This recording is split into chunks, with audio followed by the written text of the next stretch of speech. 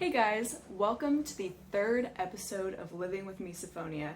My name's Anna, I have misophonia. Let's get into it.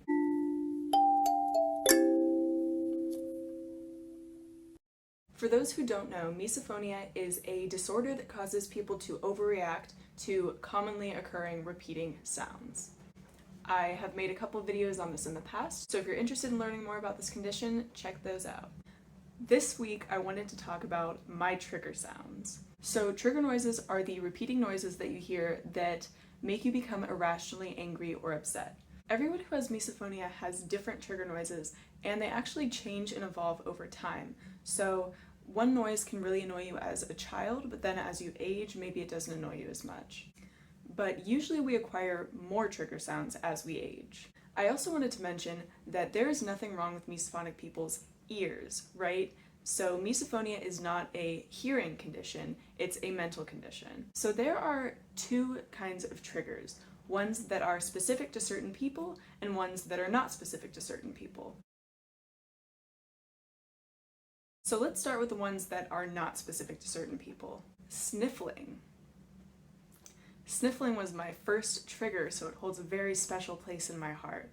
Specifically, sniffling that people do when their nose is congested, not when they're crying. This one has caused me so much anguish in my life. There, in my opinion, is no excuse for sniffling over and over and over again. Like, just blow your nose. I know it's uncomfortable for you, and it's horrible for me, so just do everyone a favor and blow your nose. My next trigger is breathing. This one started when I was a child with my sister because she would breathe with her mouth open and I could literally hear her breathing while I was in my bedroom with the door closed and she was down the hall. Breathing is one of those triggers that makes you feel like a horrible person because rationally you can't ask someone to stop breathing. Asking someone to stop breathing sounds like a threat. My next trigger is chewing, which is actually one of the most common triggers in people with misophonia. This one is usually manageable by playing music or watching TV while you're eating with someone, but the chewing that bothers me the most is gum chewing. Have you ever been trapped in a car with someone open mouth chewing their gum? That is my version of hell. Any slimy, wet mouth sound is a no-go for me. The final trigger in this category is leg bouncing. I know what you're thinking, Anna, that's not a sound.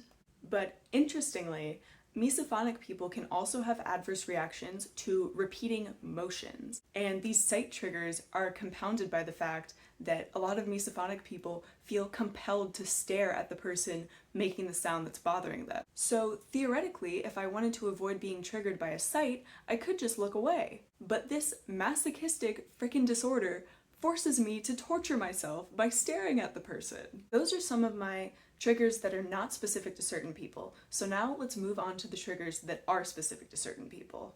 I've had a lot of these person-specific triggers throughout my life, depending on who I'm spending the most time around, but to keep things simple, I'm only going to be talking about noises produced by either my mom or my boyfriend. Number one on this list is a really weird one, to be specific, I feel like. It's my mom's typing.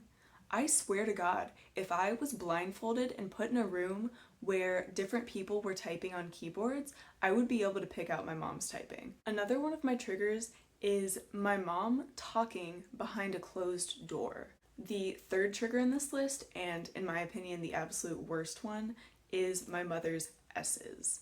This one has been the most difficult to deal with out of all of my triggers because it really strained my relationship with my mom, because how can we have a relationship if I can't even listen to her voice? Luckily, that one has gotten a lot better with time, but again, if I hear her S's through a closed door, it makes me cringe. Now moving on to noises produced by my boyfriend. The first one is fidgeting.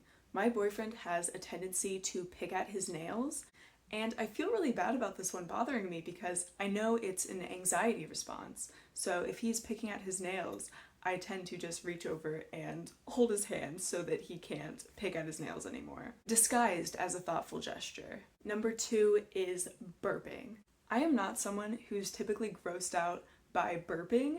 I come from a part Italian family and I was taught that burping at the end of a meal is a sign of gratitude. But this man's burping just started to get on my nerves for some reason. So recently I started asking him to fart instead of burp. So, misophonia solutions. So those are the last of the triggers that I wanted to discuss in this video. It's certainly not every trigger that I have. And like I said before, my list of triggers is constantly changing, growing, shrinking.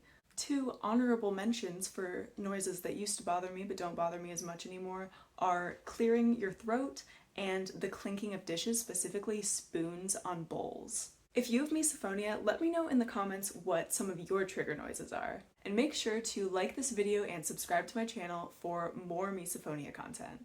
Bye!